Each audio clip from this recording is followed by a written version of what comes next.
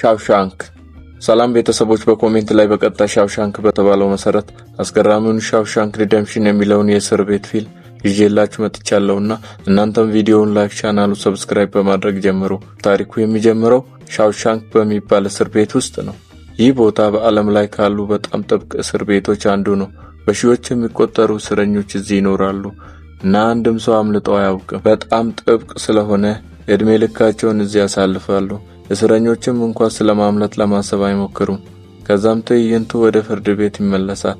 እዛም ኤንዲ የተባለ ሰው እየተዳኘ ነበር። ኤንዲ በአሜሪካ ካሉ ባንኮች በአንዱ ውስጥ የተሳካለት ባንክ ሰራተኛ ነበር። ሚስቱን በመግደል የእድሜ ልክ እስራት ተፈረደበት። ኤንዲ ምንም እንኳን ንጹህ መሆኑን ቢናገርም ሊያረጋግጥበት የሚችል ማስረጃ የለውም። ፍርድ ቤቱ ወደ ጥብቅ እስር ቤት ይልከዋል። ኤንዲ ከአዲስ እስረኞች ጋር ደረሰ።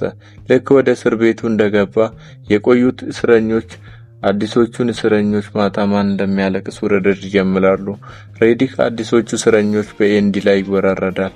አዲሶቹ እስረኞች ወደ መኝታ ክፍላቸው ገቡ። በዛች ምሽት የቆዩት እስረኞች ለማስፈራራት መጮህ ይጀምራሉ። ከአዲሶቹ አንዱ በፍርሃት ማልቀስና ወደ ቤቱ መሄድ እንደሚፈልግ መናገር ጀመረ። ጠባቂዎቹ መጥተው ማልቀስ እንዲያቆም አዘዙት። ሲቀጥል ደግሞ ጎትተው አውጥተው ራሱን ሻውሻንክ ሰላም ቤተሰቦች በኮሜንት ላይ በቀጥታ ሻውሻንክ በተባለው መሰረት አስገራሚውን ሻውሻንክ ሪደምፕሽን የሚለውን የእስር ቤት ፊልም ይዤላችሁ መጥቻለሁና እናንተም ቪዲዮውን ላይክ፣ ቻናሉ ሰብስክራይብ በማድረግ ጀምሩ።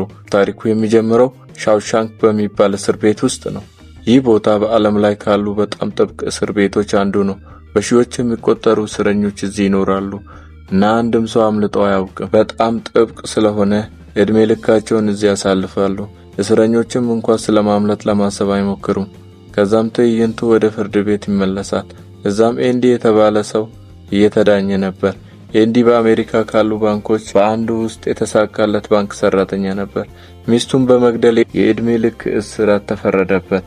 ኤንዲ ምንም እንኳን ንጹህ መሆኑን ቢናገርም ሊያረጋግጥበት የሚችል ማስረጃ የለውም። ፍርድ ቤቱ ወደ ጥብቅ እስር ቤት ይልከዋል። ኤንዲ ከአዲስ እስረኞች ጋር ደረሰ። ልክ ወደ እስር ቤቱ እንደገባ የቆዩት እስረኞች አዲሶቹን እስረኞች ማታ ማን እንደሚያለቅስ ውርድር ይጀምራሉ። ሬዲ ከአዲሶቹ እስረኞች በኤንዲ ላይ ይወራረዳል። አዲሶቹ እስረኞች ወደ መኝታ ክፍላቸው ገቡ። በዛች ምሽት የቆዩት እስረኞች ለማስፈራራት መጮህ ይጀምራሉ። ከአዲሶቹ አንዱ በፍርሃት ማልቀስና ወደ ቤቱ መሄድ እንደሚፈልግ መናገር ጀመረ። ጠባቂዎቹ መጥተው ማልቀስ እንዲያቆም አዘዙት። ሲቀጥል ደግሞ ጎትተው አውጥተው ራሱን